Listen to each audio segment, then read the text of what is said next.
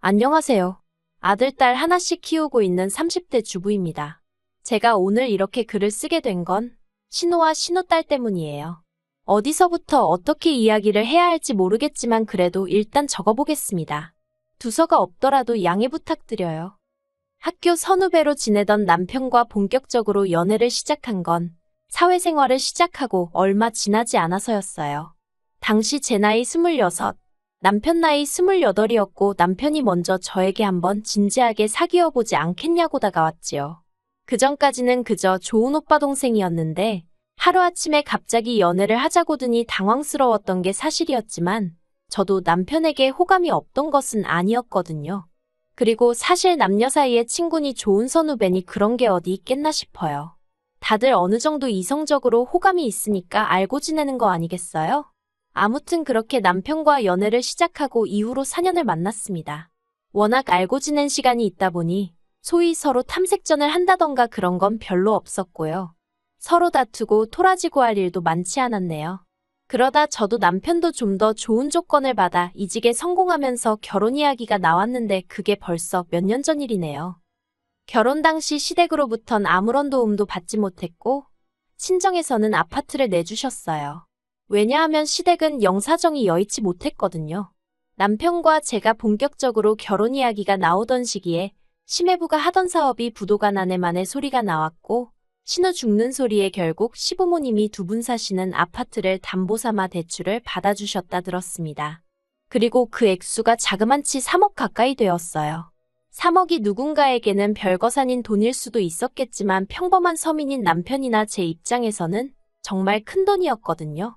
아무튼 그래서 시부모님은 당장 원금의 이자 내기도 빠듯한 생활을 이어나가는 와중이셨기에 저희 결혼하니까 좀 도와주세요 소리를 할 수가 없었습니다. 더 솔직히 말하자면 먼저 그래도 단돈 얼마라도 보태주겠다 하셨으면 좋았을 텐데 아예 이런 방구 그런 말씀이 없으셨거든요. 그러니 더욱이 저희 입장에서도 입이 떨어지질 않았지요.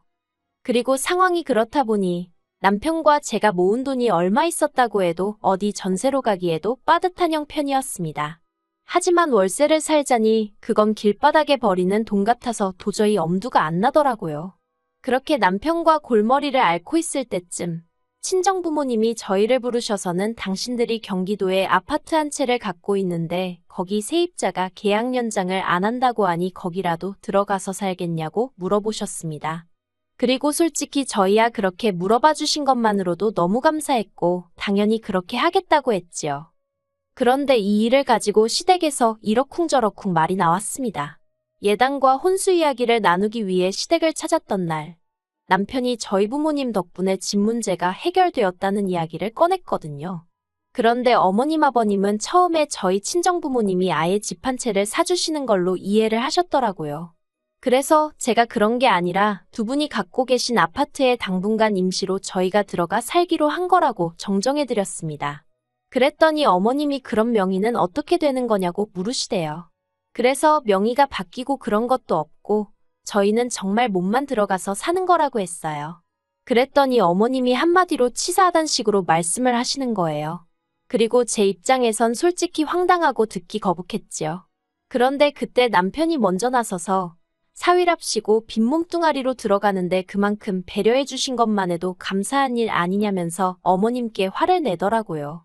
그러자 아버님이 남편더러 부모한테 말하는 싸가지가 어쩌고 하셨는데 뭐 솔직히 저는 어떻게 들릴진 모르겠지만 그런 남편이 든든하게 느껴지대요.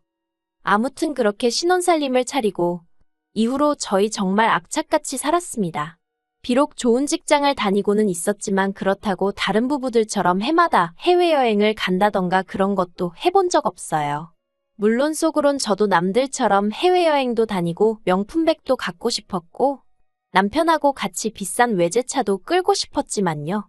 하지만 그런 욕구들을 억눌러가며 좀 더 나은 미래를 꿈꾸며 하루하루 열심히 살았네요. 그리고 그런 와중에 아들, 딸을 연년생으로 낳으면서 좀 더 열심히 살아야겠다는 의지를 다지게 되었지요. 그러다 지난해 마침내 서울에 있는 30평대 구축 아파트로 이사를 하게 되었습니다. 친정부모님의 도움도 있었고 대출도 좀 있었지만 그래도 저희 두 사람의 힘으로 장만한 아파트였기에 감회가 남다르더라고요. 그리고 언제 집들이 할 거냐는 시부모님의 성화에 이사한 지 한 달도 되지 않아 집들이를 하게 되었어요. 시부모님과 신우네 가족을 불러서 말이지요. 신우는 집에 들어오는 순간부터 집 좋다는 소리를 여러 번 했는데 그건 신우네는 결국 심해부가 사업을 망하면서 월세를 전전하고 있었기 때문입니다. 그리고 그런 사정을 뻔히 알았던 저희였기에 웬만하면 솔직히 집들이도 하고 싶지 않았어요. 신우가 어떻게 받아들일지도 모르겠고 나름대로 조심스러웠던 거지요. 그런데 다행히 신우는 시샘을 하는 것 같진 않았고 그저 저희의 상황을 무척이나 부러워하는 눈치였어요. 그리고 그런 신우에게 저도 어떻게 반응해주는 게 좋을지 몰라서 적당히 웃어넘겼고요. 그리고 이후로도 신우는 종종 저희 집에 놀러오면 안 되냐고 물어왔습니다. 신우네 딸이 10살이었는데 저희 애들을 너무 보고 싶어 한다면서 말이에요. 솔직히 저희 애들은 시조카에 비하면 한참 어리기도 했고 막상 시조카가 오면 저희 애들하고 사이좋게 노는 편도 아니라 내키지 않았지만 한편으론 애가 지 집이 얼마나 답답하면 우리 집에라도 오고 싶어 할까 싶어서 몇 번 그러라 했습니다. 그런데 그게 지금 생각해보면 화근이라면 화근이었네요. 처음엔 한 달에 한 번 올 때도 미안한 기색을 보이던 신우가 저희가 이사하고 반년쯤 지났을 무렵에는 나 좀 이따 가도 되지? 하고 30분 만에 나타날 만큼 미안한 기색은커녕 무슨 어디 동네 슈퍼마켓 뜨나들듯 오가기 시작했으니까요. 참고로 신우네 집하고 저희 집은 걸어서 20분도 걸리지 않는 거리였는데 그건 어쩔 수가 없는 상황 때문이었습니다. 저희가 사는 동네가 그나마 서울에서 집값이 저렴한 지역 중 한 곳이었고 직장에서도 멀지 않았거든요. 단지 신우네가 근처에 산다는 이유로 몇 천만 원을 더 들여 더 불편한 지역으로 이사를 할 수는 없었으니까요.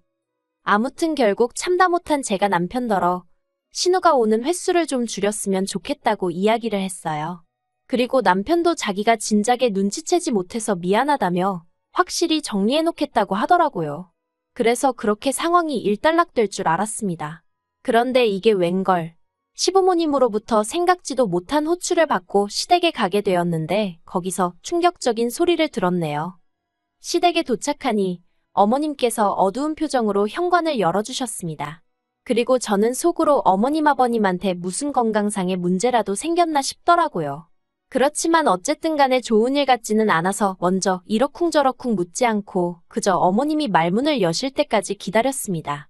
그리고 이윽고 어머님이 입술을 떼셨는데 주제는 다름 아닌 신우였어요. 설마 신우 이야기려나 생각도 잠깐 했었는데 어머님 입에서 정말로 신우 이야기가 나와버리니까 이야기를 듣기도 전에 머리가 복잡하더라고요. 혹시 돈 이야기면 어떻게 거절해야 하지 싶었고 그런데 어머님이 꺼내신 이야기는 단순히 돈을 빌려주고 말고 하는 것보다 더 어이없는 것이었습니다. 어머님이 말씀하시길 심해부가 2년 전부터 아무도 모르게 주식에 손을 대고 있었답니다. 돈은 대출이 되는 곳이라면 몇 금융권이고 개의치 않고 융통을 했다고요. 하지만 수익은 조금도 내질 못해서 결국 월세도 제대로 내지 못하는 상황에 이르렀던 모양이에요. 그리고 결국 신우가 시부모님께 손을 벌렸는데 며느리로서 이렇게 표현하는 것이 껄끄럽지만 저희 시부모님 두 분 상황을 표현하자면 당신들 코가 석자인 분들이시거든요. 생활은 연금하고 저희가 매달 드리는 얼마간의 용돈으로 이어나가고 계셨고요. 그러니 당연히 아무리 사랑하는 딸이라고 해도 어떻게 도와주실 상황이 안 되셨을 거고. 그래서 저희를 부르신 거였어요. 어머님의 요구사항은 간단했습니다. 당장 나가는 월세라도 줄여야 하지 않겠냐며 저희더러 신우네 식구랑 합가를 하라는 말씀이셨지요. 저희 아파트가 30평대이고 창고처럼 쓰는 방도 하나 있으니 그걸 내주면 될 것 같답니다. 그리고 시조카는 저희 애들하고 한 방을 쓰게 하면 되지 않겠냐고요. 정말이지. 저희에게는 처음 하시는 이야기셨지만 얼마나 많이 이렇게 저렇게 상상의 나래를 펼쳐보셨는지 어머님 입에서 줄줄줄줄 이야기가 쏟아져 나오더라니까요. 그리고 당연히 저희 반응은 싫어요였습니다. 30평대 아파트가 무슨 으리으리한 궁궐도 아니고 어떻게 두 가족이 사느냐고 안 된다고 했어요. 그랬더니 어머님께서 그거 방 한 칸 내주는 게 무슨 얼마나 대단한 일이냐며 그렇게 째째하게 구느냐고 저에게 화를 내시대요. 그러자 옆에 있던 남편이 왜 이 사람한테 그러냐면서 어머님더러 그렇게 안타까우면 어머니가 누나 데리고 사세요 하더라고요. 그러자 어머님이 지금 이 집을 보고도 그런 소리가 나오냐면서 너네만 잘 살면 그만이냐 어쩌냐. 그래서 결국 어머님과 남편 사이에 고성이 오가고 아버님은 먼 산만 보고 계시고 저는 저대로 괜히 불똥 튈까 싶어서 남편 뒤에 숨어 있다시피 하다가 집으로 돌아왔습니다. 그리고 집으로 오는 길에 제가 남편더러 혹시 내가 같이 못 산다고 해서 서운하거나 속상하냐고 물었어요. 그랬더니 남편이 서운할 일이 따로 있지. 자기가 오히려 미안하답니다. 그러면서 어머님이 도대체 어쩌다가 그게 가능할 거라고 생각하시고 그런 이야기를 꺼내신 건지 모르겠다며 저더러 신경 쓰지 말라대요. 그리고 그렇게 상황이 마무리가 되었다고 생각했어요. 그런데 이튿날 남편은 출근하고 저는 회사 창립 기념일로 집에 있었거든요. 아이들을 유치원에 보내고 한숨 돌리고 있는데 밖에서 누군가 쾅쾅쾅 현관문을 부서져라 두들기는 게 아니겠어요. 놀라서 인터폰으로 밖을 확인하니 신호와 심해부였습니다. 원래대로라면 제가 출근했어야 하는 시간인데도 연락도 없이 막무가내로 와서 빨리 문 열라고 고함을 치고 있던 거죠. 어이가 없기도 하고 황당하기도 하고. 그래서 일단은 남편에게 전화를 걸어 밖에 신혼여행가 와 있는데 어떻게 하냐고 물었습니다. 그리고 저는 제가 긴장하고 있는 줄 몰랐는데 나중에 남편이 말하길 제 목소리가 완전히 얼어서 덜덜 떨고 있더라는 거예요. 그랬어서인지 남편이 저더러 문은 열어주되 지금 전화를 끊지 말랍니다. 자기도 지금 당장 출발하겠다면서요. 그리고 그 순간 남편이 그런 반차를 내는 건가 그래도 되나 별의별 생각이 다 들었지만 안 와도 된다는 소리는 차마 입 밖으로 나오질 않대요. 저는 남편이 시킨 대로 일단 현관문을 열었습니다. 그러자 신우랑 심해부가 씩씩거리면서 집 안으로 들어오더니 저희 집을 한번 휙 둘러보고는 진짜 집까진 유세가 대단하답니다. 그래서 제가 유세라고 부린 것도 없다. 그냥 두 가족이 살기에는 불편할 것 같아서 싫다고 말한 것뿐이라고 했어요. 그랬더니 신우가 한다는 말이 자기가 생활비를 안 내겠다고 한 것도 아니고 안방을 내놓으라고 한 것도 아닌데 왜 싫으냐입니다. 그리고 그런 억지를 쓰는 신우랑 도저히 대화가 안 통한다 싶었는지 저도 모르게 이러니까 실추하고 대꾸를 해버렸네요. 그러자 신우가 어이가 없다는 듯이 저 말하는 것 좀 보라면서 정말 너무하답니다. 막말로 자기네가 거리로 나앉으면 전부 다 저 때문이라나요. 저는 더는 사람 대 사람으로 대화가 안 통한다 싶어서 아무런 대꾸도 안 하고 그저 할 이야기 다 끝나셨냐 소리만 했습니다. 그랬더니 심해부가 앞으로 나서서는 제 어깨를 자기 손가락으로 툭툭 치면서 평소에 착한 척은 혼자 다 하더니 무섭네요 무서워하며 빈정거리대요. 그리고 그때는 남편이 오겠다고 한 지 얼마 되지 않은 상황이었는데도 옆에 없는 남편이 원망스러울 만큼 상황이 무섭게 느껴졌어요. 제가 심해부더러 지금 이게 뭐 하는 짓이냐고 제 몸에서 손 떼시라 했습니다. 그러자 심해부가 자기가 저를 때리길 했냐 꼬집기를 했냐 계속해서 빈정거리더니 급기야는 자기 어깨로 저를 탁탁 밀더라고요. 그리고 그때 뒤에서 지금 뭐 하는 짓이냐는 소리와 함께 친정부모님이 눈에 보였습니다. 그러고 보니 친정부모님이 오전에 서울병원에 예약이 되어 있으니 일이 끝나는 대로 저희 집으로 오시겠다 했었거든요. 그런데 제가 그걸 까맣게 잊고 있었던 거지요. 친정아버지가 저를 확 잡아 끄시더니 심해부더러 지금 이것도 다 폭행인 거 모르냐면서 친정어머니더러 저 데리고 병원 가서 진단서 끊어오라고 하시는 거예요. 그리고는 경찰도 부르라고요. 그러자 순식간에 집안이 아수라장이 되었고 그때 남편이 헉헉거리며 저기서 뛰어오는 게 보였어요. 저도 모르게 반가운 마음에 여보하고 부르는데 순간 눈물이 왈칵 나서는 친정어머니가 남편더러 지금 이게 무슨 일이냐면서 어쩌면 저렇게 경우들이 없냐고 이대로 가만히 못 넘어간다고 크게 화를 내셨습니다. 그리고 그제서야 신우가 상황이 자기들한테 불리하단 걸 깨달은 건지 그런 게 아니라며 말도 안 되는 변명을 하기 시작했는데 저희 친정부모님은 물론이고 저나 남편도 그걸 귀담아 들을 리가 없었지요. 남편이 신우더러 가만 안 두겠다면서 기어이 여기까지 와서 행패냐고 악을 썼어요. 그리고 저희 친정부모님도 남편더러 사돈이고 뭐고 이대로는 못 넘어간다며 법적인 조치는 다 취하겠다 하시대요. 참고로 저희 친척 중엔 아주 유명하진 않아도 변호사도 있고 경찰도 있었거든요. 그리고 저희 친정아버지는 말씀하신 대로 신혼예외를 폭행으로 고소하셨습니다. 그리고 제가 이기면 저희 쪽 변호사 비용까지 자기가 다 물어야 한다는 사실을 안 신우가 그제서야 저한테 미안하다며 자기가 순간 눈이 돌아갔었다며 사과를 하고 난리더군요. 그런데 남편이 봐주지 말랍니다. 사람이 순해 보이니까 아주 헛개비로 보고 덤빈 거 아니겠냐면서 끝장을 봐야 정신 차린다고요.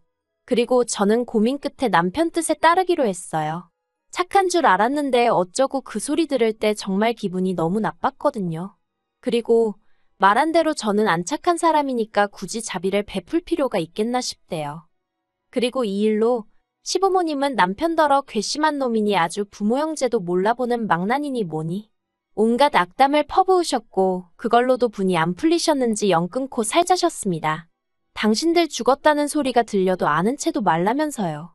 그런데 남편이 덤덤하게 알겠다는 말 한마디만 하더라고요.